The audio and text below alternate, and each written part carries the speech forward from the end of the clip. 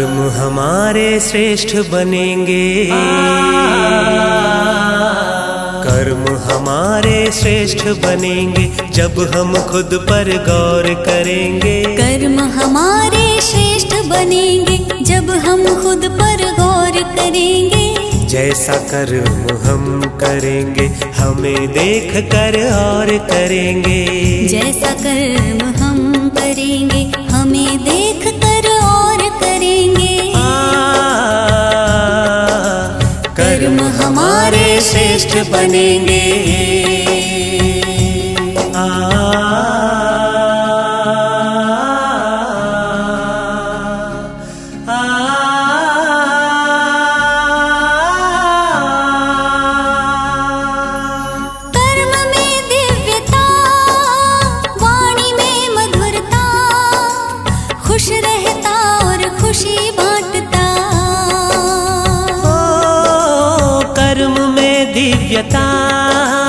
वाणी में मधुरता, खुश रहता और खुशी बांटता। निर्मोही के तौर करेंगे, निर्मोही के तौर करेंगे जब हम खुद पर गौर करेंगे। जैसा कर्म हम करेंगे हमें देख कर और करेंगे।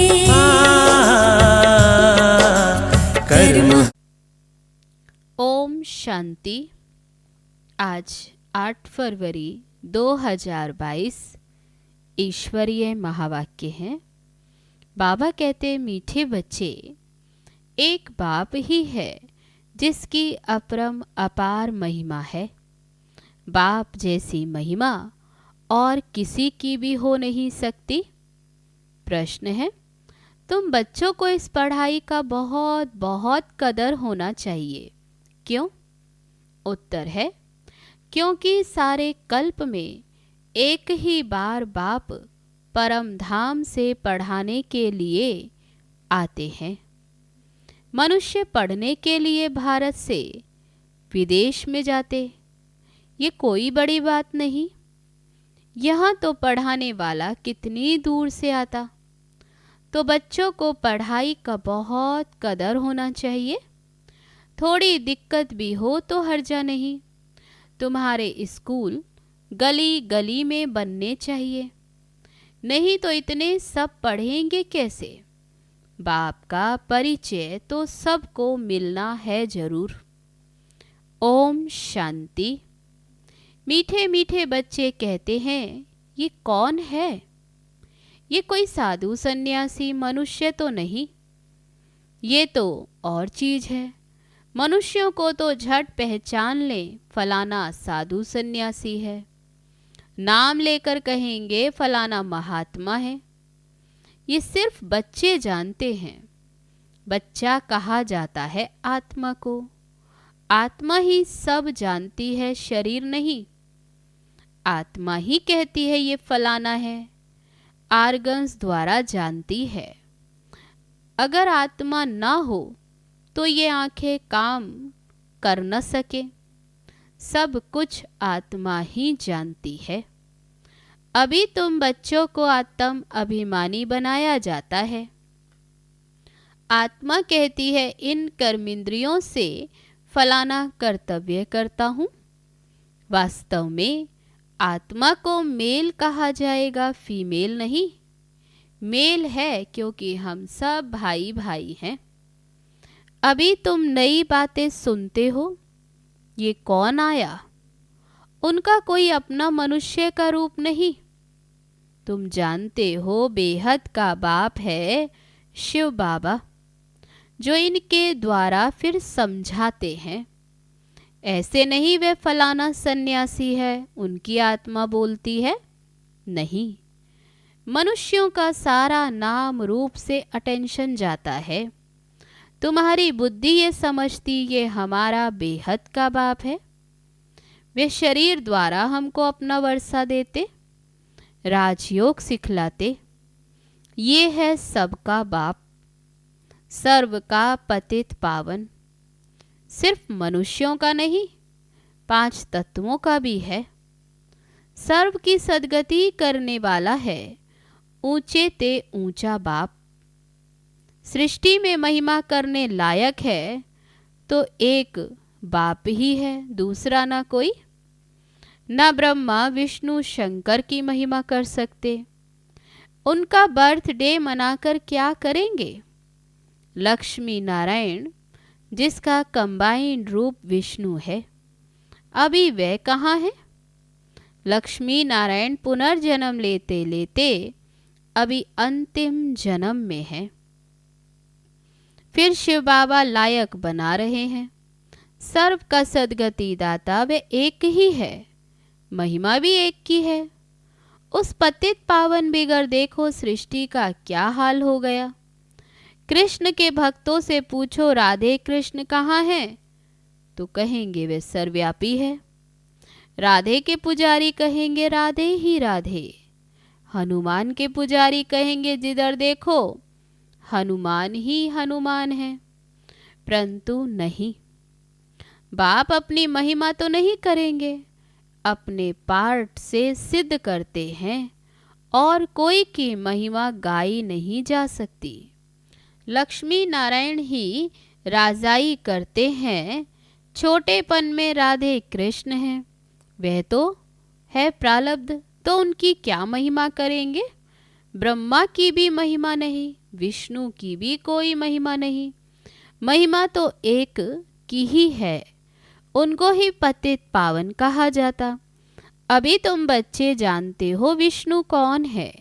विष्णु को स्वदर्शन चक्र सूक्ष्म वतन में क्यों दिखाते।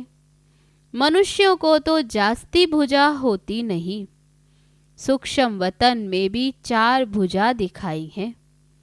प्रवृत्ति मार्ग को सिद्ध करने के लिए बाप कहते हैं, मीठे बच्चे अब तुम यह जान गए हो 84 जन्म हम कैसे लेते। तुम्हारा ग्रस्त व्यवहार पवित्र था। मंदिरों में जाकर गाते हैं ना, सर्वगुण संपन्न 16 कला संपूर्ण। तुम मात पिता हम बालक तेरे। अब ये महिमा फिर रॉन्ग हो जाती। ये महिमा सिर्फ एक की है, देवताओं की नहीं। मात पिता बंधु सखा, बाबा कहते ये सिर्फ एक को ही कहा जा सकता शिव बाबा के लिए। जो कुछ महिमा है सो एक की, वह है परम पिता परमात्मा, परम बाप, परम टीचर, परम सतगुरु। अकाल है अकाल कहते हैं ना, बाबा कहते उनको याद करते वही अकाल मूर्त। शिव बाबा को बैल पर दिखाते, वे फिर अकाल तख्त दिखाते। अब ये तो कोई को भी पता नहीं शिव बाबा क्या है। मंदिर में जो रखते वे उनका अंश है, वह तो है ज्ञान सागर पतित पावन। उनको तो मनुष्य का तन चाहिए ना। शिव बाबा कहते मुझे मनुष्य का तन चाहिए ना। तुम बच्चे ये जानते हो कि उनका तख्त है ये ब्रह्मा। धर्म स्थापकों की क्या महिमा है। वे तो सिर्फ धर्म आकर स्थापन करते, वे कोई जीवन मुक्ति नहीं देते। मनुष्य कहते कि मोक्ष मिले, फिर आए ही नहीं। वह धर्म स्थापक तो अपने धर्म वालों को नीचे ले आने के निमित्त बनते हैं। उनके पीछे उनके धर्म की अन्य आत्माएं आती, उनको तो आकर अपना धर्म स्थापन करना है, ड्रामा का पार्ट है। जो भी आते उनको पुनर्जन्म लेना ही है। ये तो स्थापना बाप करते हैं, वह सबका पतित पावन और कोई पावन नहीं बनाते। बाप ही आकर पावन बनाते। वे आते हैं अपना अपना पार्ट बजाते, सतो रजो तमो में आना ही है। उन्होंने धर्म स्थापन किया, बस जो शिक्षा दी फिर उसके शास्त्र बने। जो धर्म स्थापन करते हैं उनको फिर पालना जरूर करनी, वापस तो वे कोई भी जा नहीं सकते। सभी इस समय भिन्न भिन्न नाम रूप में यहाँ पतित दुनिया में ही हैं। पहले नंबर में लक्ष्मी नारायण देखो, वह भी अब यहाँ है। प्रजापिता ब्रह्मा द्वारा ब्राह्मण रचते हैं, फिर ये जाकर राधे कृष्ण बनेंगे। जब तक शिव बाबा ना आए तब तक कोई भी पावन बन न सके। तो बलिहारी उस एक की है, उनकी ही महिमा है। कहते भी हैं शिवाय नमः। तुम मात पिता हम बालक तेरे, सब याद करते। सबसे जास्ती महिमा उस बाप की ही है। पुकारते भी हैं ओ गॉड फादर, बाप को ही पुकारते। ये नाटक बना हुआ है। जब सृष्टि पुरानी होती तब बाप आते। मूल वतन, सूक्ष्म वतन, स्थूल वतन, तीनों लोकों का ज्ञान देते। ज्ञान एक ही बार मिलता है, उनको ज्ञान का सागर कहा जाता। बाकी ये सूर्य, चांद आदि तो बेहद मांडवे की रोशनी देने वाली बत्तियां हैं। वह रात वह दिन, ये मांडवे की बत्तियां हैं। ऐसे नहीं कि सूर्य देवताएं नमः कहेंगे, नहीं। देवताएं तो ब्रह्मा विष्णु शंकर हैं।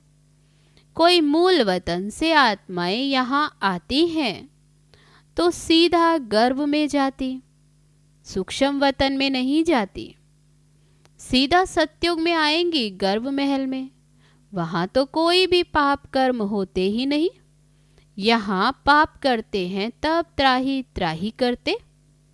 धर्मराज हमें बाहर निकालो फिर हम पाप नहीं करेंगे, ऐसे त्राही त्राही करती। तो बाबा कहते अंदर पश्चाताप करती, बाहर निकलने से फिर पाप करने लग पड़ते कि वहां की वहां रही। ये भी ड्रामा है। भारत का सबसे बड़ा दुश्मन है रावण। द्वापर से रावण राज्य शुरू होता। द्वापर से ही देवी देवताएं वाम मार्ग में जाते। उन्हों का फिर मंदिर है। पुरी में देखो कैसा मंदिर बना हुआ है। अंदर जगतनाथ की मूर्ति है और बाहर में देवताओं के बड़े गंदे चित्र। ऐसे ऐसे चित्र मंदिर में नहीं होने चाहिए। तुम तो अभी श्रीमत पर श्रेष्ठ बनने का पुरुषार्थ कर रहे हो। सत्युग आदि में लक्ष्मी नारायण श्रेष्ठ है ना। उन्होंने ये श्रेष्ठ पद कैसे पाया? अब तुम फिर से पढ़ रहे हो। बाप कहते हैं मैं कल्प कल्प कल्प के संगम युगे फिर से आता हूँ, आता ही रहूँगा। फिर से तुम बच्चों को राजयोग सिखलाऊंगा। फिर सतो रजो तमो में आना ही है। तुमको 84 जन्म भोगना पड़ता है। जो पहले पहले आता है सब नहीं भोगते। बाबा कहते जो शुरू में आते वही पूरे 84 जन्म लेते। 84 लाख तो है नहीं। मनुष्यों को जो कुछ कोई ने कहा वही सत्य सत्य कहते रहते। अगर 84 लाख जन्म हो तो कल्प की आयु ही बड़ी हो जाए। बाप कहते 84 जन्म है, सो भी देवी देवताओं के। अच्छा, फिर इस्लामी, बौद्धी, क्रिश्चियन आदि कितने जन्म लेते होंगे? हिसाब है ना। आते तो बहुत हैं, टाल टालियां हैं। तुम सारे सृष्टि के आदि मध्य अंत को जानते हो।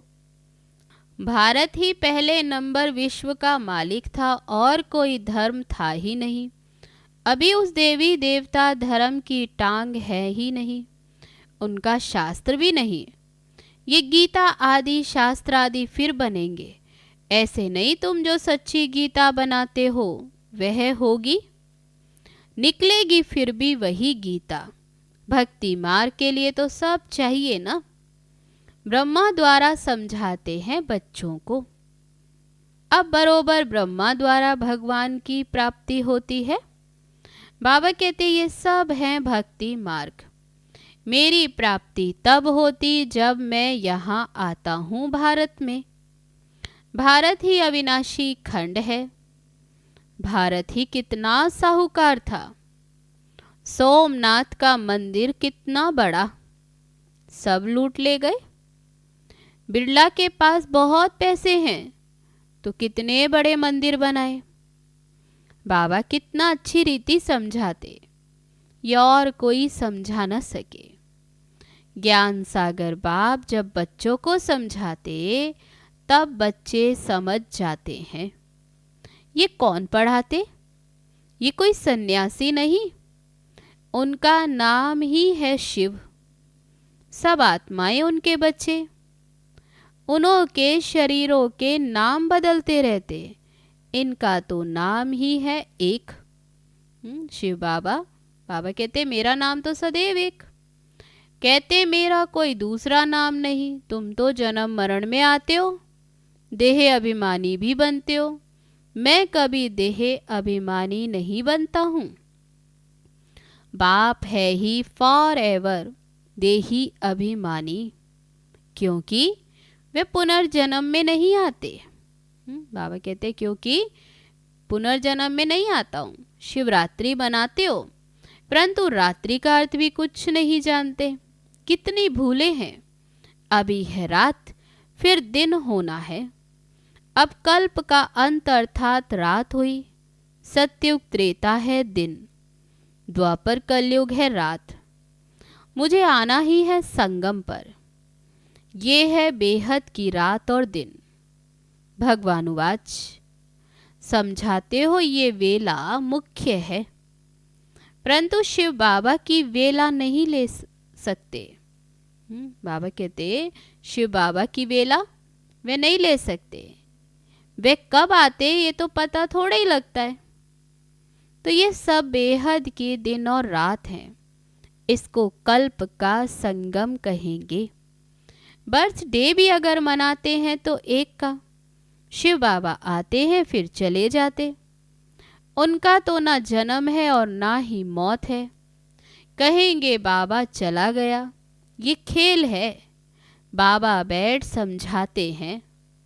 गाते भी हैं रास्ते चलते ब्राह्मण फंस गया। इस बाबा को थोड़े ही पता था, अचानक प्रवेशता हो गई। पहले थोड़े मालूम पड़ता है, धीरे धीरे मालूम पड़ता कि ये बाबा का काम है। इस ज्ञान यज्ञ से विनाश ज्वाला प्रज्वलित होनी है। बेहद के यज्ञ में बेहद की सामग्री स्वाहा होनी है। बेहद बाप का यह यज्ञ है। इनके बाद फिर कोई यज्ञ नहीं रचा जाता।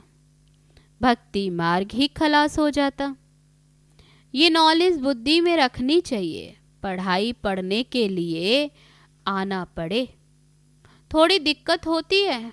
मनुष्य पढ़ने के लिए भारत से लंदन अमेरिका में चले जाते, ये तो क्या है। बाबा की पढ़ाई के लिए सेंटर आदि आना, बाबा कहते ये तो क्या है। बाबा कहते मैं कल्प कल्प कल्प के संगम युगे युगे परम धाम से तुमको पढ़ाने आता हूँ। तो बच्चों को कितना कदर होना चाहिए। आगे चलकर तुम्हारे स्कूल ये गली गली में बनेंगे, नहीं तो सब पढ़ेंगे कैसे। बाबा का परिचय सबको मिलना चाहिए। बाप को जरूर जानेंगे। अंत में बाबा कहते सब पहचानेंगे बाप को। अच्छा, मीठे मीठे सिकील दे बच्चों प्रति मात पिता बाप दादा का याद प्यार और गुड मॉर्निंग। रूहानी बाप की रूहानी बच्चों को नमस्ते। हम रूहानी बच्चों की रूहानी बाप दादा को नमस्ते नमस्ते। ओम शांति। अब है धारणा के लिए मुख्य सार। पहली पॉइंट, श्री मत पर सदा श्रेष्ठ बनने का पुरुषार्थ करना है। पढ़ाई के लिए बहाना नहीं देना है। पढ़ाई पढ़नी जरूर है। दूसरी पॉइंट, जैसे आदि में पवित्र गृहस्थ आश्रम था, ऐसे अभी अपना पवित्र गृहस्थ आश्रम बनाना है। बलिहारी एक बाप की है, उसका ही गुणगान करना है। अब है आज का वरदान। हर खजाने को स्वप्रति और सर्वप्रति कार्य में लगाने वाले अनुभवी मूरत भव। समाने की शक्ति को धारण कर सर्व खजानों से संपन्न बन उन्हें स्व के कार्य में अथवा अन्य की सेवा के कार्य में यूज करो। खजानों को यूज करने से अनुभवी मूरत बनते जाएंगे। सुनना, समाना और समय पर कार्य में लगाना, इसी विधि से अनुभव की अथॉरिटी बन सकते हो। जैसे सुनना अच्छा लगता है, पॉइंट बड़ी अच्छी शक्तिशाली है, ऐसे उसे यूज करके शक्तिशाली विजयी बन जाओ, तब कहेंगे अनुभवी मूरत। अब है आज का स्लोगन। गुणवान उसे कहा जाता जो ग्लानि करने वालों को भी गुणमाला पहनाता चले। अच्छा, ओम शांति।